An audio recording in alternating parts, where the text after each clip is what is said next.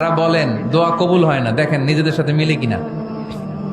এই পাঁচটা শর্ত যদি পাওয়া যায়, মুহূর্তেই আপনার দোয়া আরশে যে নক করবে। এক নাম্বার শর্ত আকলুল হালাল, হালাল খাওয়া। কি খাওয়া? আমরা দুইটাই খাই, হালালও খাই হারামও খাই। বেশি খাই কোনটা? হ্যাঁ, কি খান? আমি কই নাই কিছু, আপনারাই কইছেন।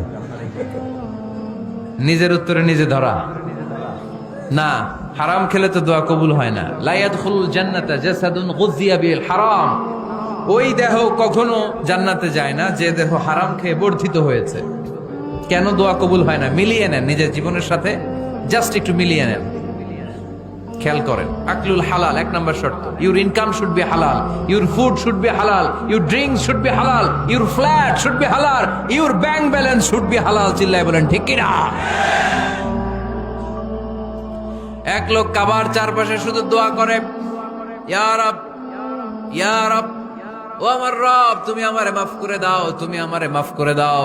এই সাহাবীর কান্নাকাটি দেখে, এই লোকের কান্নাকাটি দেখে অন্য সাহাবারা বলল, আজকের সব সওয়াব এই লোকে নিয়ে যাবে। সব সওয়াব তো আজকে ওনার। এর দোয়া কবুল।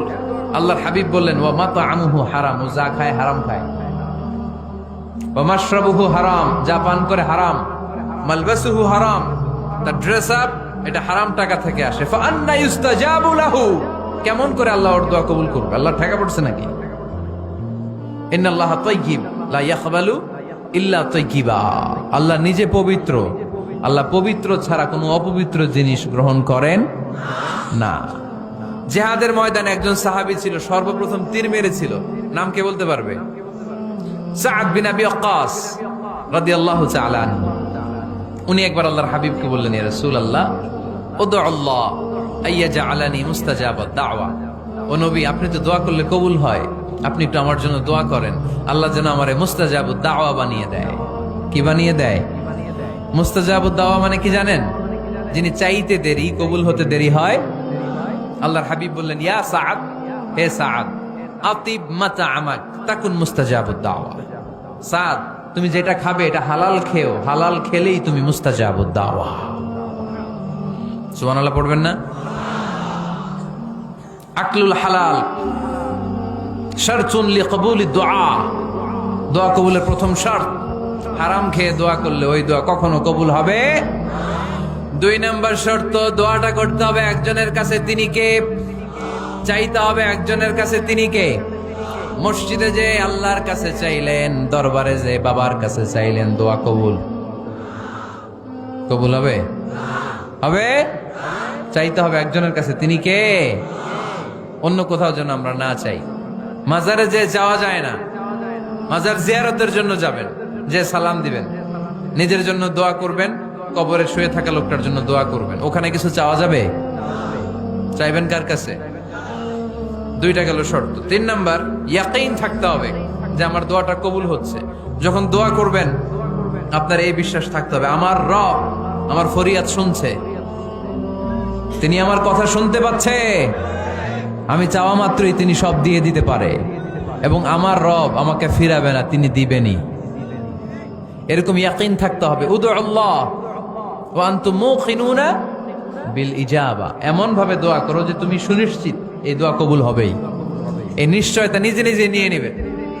আল্লাহর উপর ভরসা কম আমাদের, এই ভরসা জাগে না, যারে উনি দিবেনই নিশ্চিত আমি। আপনি নিশ্চিত হলে পেয়ে যাবেন নিশ্চিত।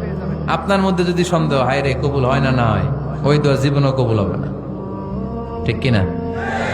চার নাম্বার শর্ত, সালাতু আলা রাসূলিল্লাহ, আল্লাহর হাবিব সাল্লাল্লাহু আলাইহি ওয়াসাল্লামের উপর দুরূদ পড়া। কুল্লু দুআ মাহজুব মাওকুফুন বাইনাস সামাই ওয়াল আরদ। আমরা যা দোয়া করি সব আকাশ জমিনের মাঝখানে পেন্ডিং হয়ে থাকে। মা লাম ইউসাল্লা আলাইহি, আল্লাহর হাবিব বললেন, যতক্ষণ না আমার উপর দুরূদ শরীফ পড়া হয়। আওয়াজ করে সবাই পড়েন, সাল্লাল্লাহু আলাইহি ওয়াসাল্লাম। আল্লাহর হাবিব সাল্লাল্লাহু আলাইহি সাল্লামের উপর দুরূদ না পড়লে ওই দোয়া কঠিন কালে আল্লাহ কবুল করেন। আকাশ জমিনের মাঝখানে পেন্ডিং। মেসেজ করেছেন আপনার বন্ধুকে, আপনার মোবাইলে টাকা নাই, মেসেজটা কি হয়ে থাকে? পেন্ডিং, তাই না? যখনই টাকা ঢুকাবেন সাথে সাথে সেন্ট, আপনার সব দোয়া পেন্ডিং হয়ে আছে আকাশ। আজকে দুরুদ করে দিবেন সব সেন্ট মুআল্লাক, সব ঝুলে থাকে। মাহজুবুন মুআল্লাকুন বাইনাস সামাই ওয়াল আরদ। মনে থাকবে ভাইরা। 5 নাম্বার সর্বশেষ শর্ত হলো মুওয়াফাকাতুদ দুআই বিদ-দাওয়াব। শুধু দোয়ায় কাজ হয় না, দোয়ার সাথে মাঝে মাঝে দাওয়ারও দরকার আছে না নাই? দোয়াও লাগবে, দাওয়াও লাগবে, ঠিক কিনা? আপনার ছেলের জন্য আপনি দোয়া চাইতে আসলেন, হুজুর দোয়া করেন। অনেকে কলম নিয়ে আসে আমাদের কাছে, কলম। আমি ভাবছি আমারে গিফট করবে, পরে কয় না, গিফট না, ফুদিয়া দেন। ফুদিয়ে দেন কেন? আমার ছেলের পরীক্ষা, আপনার ফু পাইলে গোল্ডেন এ প্লাস। আমি কই সর্বনাশ, লেখাপড়া না করলে ডবল জিরো পাবে, দোয়ায় কাজ হবে না। আগে পড়াশোনা করতে হবে, তারপরে দোয়ায় কাজ হবে, ঠিক কিনা? দোয়াটা ভ্যালিউ অ্যাড করে, ইট অ্যাডেড দ্য ভ্যালিউ। কিন্তু আগে লাগবে লেখাপড়া, আগে লেখাপড়া। অসুস্থ হয়েছেন, খালি দোয়া চাইতেছেন। চিকিৎসা নেয়া বড় সুন্নাহ। আল্লাহর হাবিব সাল্লাল্লাহু আলাইহি ওয়াসাল্লাম অসুস্থ হলে চিকিৎসা নিতেন। সুবহানাল্লাহ পড়েন। দোয়ার সাথে দাওয়া লাগবে। এক ছেলে পীর সাহেব হুজুরের কাছে দোয়া চাইছে, হুজুর আমার সন্তান নাই, আল্লাহ যেন একটা ছেলে দেয়, দোয়া করেন। হুজুর দোয়া করছে, ছেলে হয় নাই। পরের বছর আবার দোয়া, হুজুর দোয়া করেন আল্লাহ যেন ছেলে দেয়, ছেলে হয় নাই। তৃতীয় বছর আইসা বলে, হুজুর দোয়া করেন, ছেলে হয় নাই। পীর সাহেব হুজুর মনে মনে কয়, ঘটনা কি?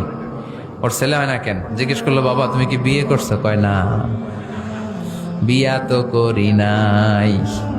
পীর সাহেব হুজুর বললেন, আগে বিয়েটা তো করবি, তারপরে না সন্তান। তো বিয়ের পর্বটা তো সারো, তবেই না সন্তান পাওয়া যাবে, ঠিক কিনা? দোয়ার সাথে দাওয়া লাগে। আল্লাহর হাবিব সাল্লাল্লাহু আলাইহি ওয়াসাল্লামের আঙ্গুলে একবার বিচ্ছু পোকা কামড় দিল। প্রচন্ড ব্যথায় বিশ্বনবী কাতরাচ্ছেন, রেগে গেলেন আর বললেন, ও বিচ্ছু, মানুষও চিনোস না, নবীও চিনোস না, কোথায় কামড় দিবি, জায়গা পেলি না। কিন্তু বিশ্বনবী ব্যথা পাচ্ছেন। আম্মা জান আয়েশাকে বললেন, রাদিয়াল্লাহু তাআলা আনহাকে বললেন, লবণের পানি নিয়ে আসো, গরম দাও, ঢালো। উনি আরাম পাচ্ছেন। আর সূরা ইখলাস পড়ে ফু দিতে লাগলেন, ফাতিহা পড়ে ফু দিতে লাগলেন। গরম পানি ঢালা শেষ, ফু দেওয়া শেষ, আঙ্গুলের ব্যথাও। দেখছেন কি কম্বিনেশন? দোয়াও লাগে, সাথে সাথে কি লাগে? দাওয়াও লাগে। দোয়া আর দাওয়া দুইটার সমন্বয়ে আপনাকে সফলতা দিবে কে? সফলতা একজনই দেয়, তার নাম জোরে বলতে হবে, তিনি কে? ব্যবসা যদি মন্দা থাকে, ব্যবসায় সফল হতে চান, সফলতা এনে দিবে কে? বিসিএস পরীক্ষা দিচ্ছেন, রিটেনে পাশ করেন না, পাশ করায় দিবে কে? বিয়ের ব্যবস্থা হচ্ছে না, ব্যবস্থা করে দিতে পারে কে? পাসপোর্ট জমা দেয়া, হুজুর ভিসা লাগে না, হুজুর কিচ্ছু করতে পারবে না, করতে পারে একজন, চিল্লায় বলেন তিনি কে? এজন্য বিপদে আপদে সব সময় আমরা ভরসা রাখবো আমাদের আল্লাহ রাব্বুল ইজ্জা ওয়াল জালালের উপর। আল্লাহর কাছে আমরা বেশি বেশি চাইবো। আল্লাহ ছাড়া কারো দরবারে আমরা হাত পাতি না, চিল্লায় বলেন ঠিক কিনা? আমরা ফকির একজনের দরবারে, ঘাটে ঘাটে আমরা ফকির হইতে রাজি না, আমরা একজনের দরবারে ফকির। দরবারটা কার? দোয়া একটা শিল্প। যে টিপস গুলো শিখাইলাম আজকে, এগুলোর আলোকে আমরা যেন দোয়াটাকে আত্মস্থ করতে শিখি, যাতে দোয়া করার সাথে সাথে এই দোয়া আরো সে কবুল হয়ে যায়। আল্লাহ আমাদের সবাইকে কথাগুলো বুঝা আরো আমল করার তৌফিক দান করো।